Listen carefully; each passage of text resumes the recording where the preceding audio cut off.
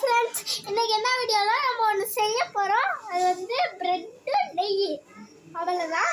எதுவுமே தேவையில்லை. இங்கே பாருங்கள், இது ப்ரெட்டை வந்து நெய்யில் போட்டு இப்படி இப்படி பரட்டணும்.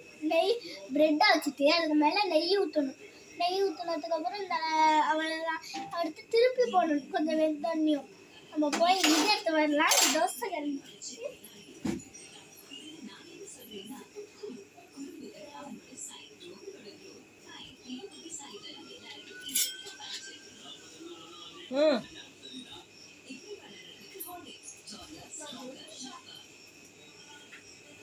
தோசை எடுத்தாச்சு. இப்போ திருப்பிடலாம்.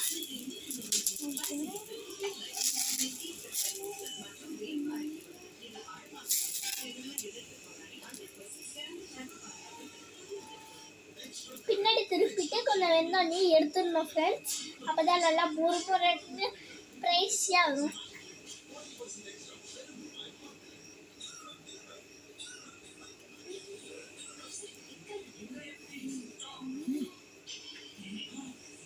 எடுத்துடலாமா? எடுத்தாச்சு ஃப்ரெண்ட்ஸ்.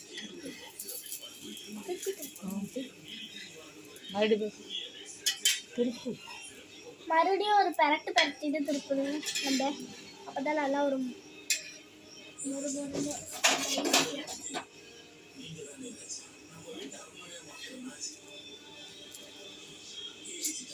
வரமாட்டேங்குது.